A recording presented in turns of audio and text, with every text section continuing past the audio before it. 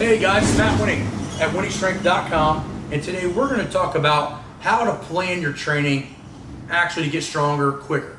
Now, there's a lot of tricks to this, so sit back, enjoy, and hopefully this can help you with some of your training.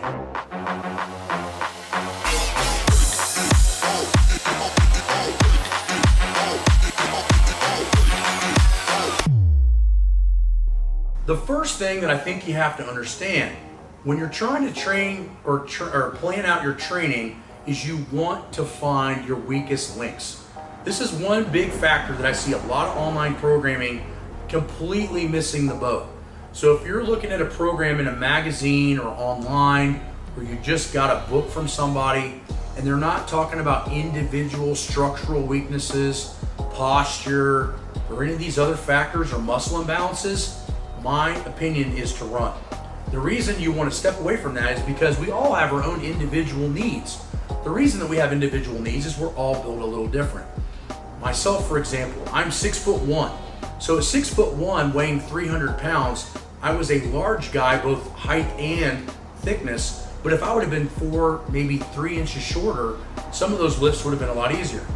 The point is that some muscles have to work harder based on leverages. How long are your femurs? How long are your shins?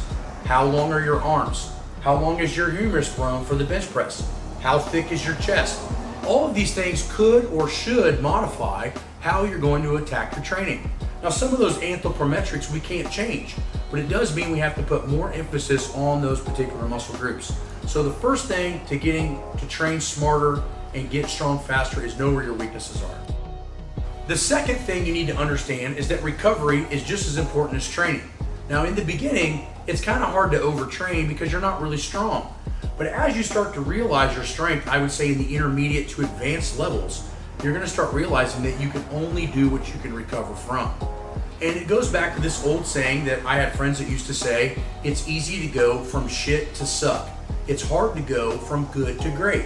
And I think the real reason that is the case is the fact is, what are you doing outside of the gym, right? Everybody thinks whatever got them to a 300-pound bench press is going to get them to a 400-pound bench press. And the answer is that's not true. The same path will not always take you a further distance. It might just take you the same place it was or make you go backwards. And that really falls along the lines of one of our biological laws that we follow in conjugate, which is law of accommodation. Law of accommodation states that if you do the same thing for too long, you're not going to get the same effect as you got when it was brand new.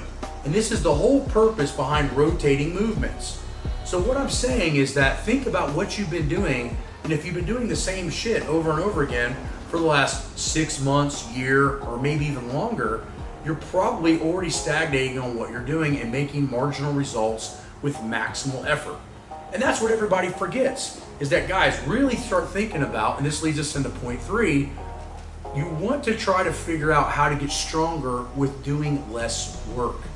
Now, I know that's hard to understand, but the major point is that I'm going to give you some free advice here, is that you really don't have more than about an hour per bout to train. What that means is that if you go over an hour, you're going to start having a lot of catabolic effects, which is not going to put on more muscle. And that means that you're on a time clock when you hit the gym. That means the only way you can do more work is not by lengthening the time, but increasing the density of your training, i.e. reducing rest periods, doing more work in less time. But one of the best books that I ever saw on training, and it's on the very first page, Thomas Kurtz wrote in the very beginning of that book on the front cover, something of this nature: training is efficient when you find the highest possible result with the least amount of time, expenditure, and energy. So think about that for a second. How many of you guys have busted your ass for 2 hours in the gym for 2 months straight, you retest your squat and it went backwards or stayed the same? Maybe it wasn't because you didn't put enough work in. Maybe you oversaturated the amount of work your body could handle. And nobody says that or thinks about that. So let's look at it as putting in a plant in the ground. And I've said this before. Go put a small flower in the ground and pour 5 gallons of water on it every day and find out what happens. The plant's gonna die. Why would it die from something that it needs? Because it's too much. You put too much water on a plant with no roots, it's not gonna be able to absorb the water, it's just gonna flood it out. And that is the same thing with training. You can only adapt to what your body can adapt to at that time. So So if you want to get stronger faster, you need to start figuring out what your body can handle versus what you think it needs to do.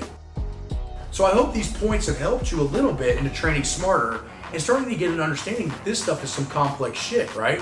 And that is why, even at 30 years of training with a master's degree, I'm still reading, I'm still learning, and I'm still applying to hundreds of people every week on how to get better at multiple ages. And this is what sets us apart from everyone else. Everybody can have a theory, but what if you could take a theory and go apply it to 300 firemen a week and dozens of clients a week for years on end? You're gonna find what works and what doesn't, and that's what we provide with online coaching, Patreon, and TRAINHEROIC. So we'll see you guys on WenningStrength.com. Hit us up and let us help you out.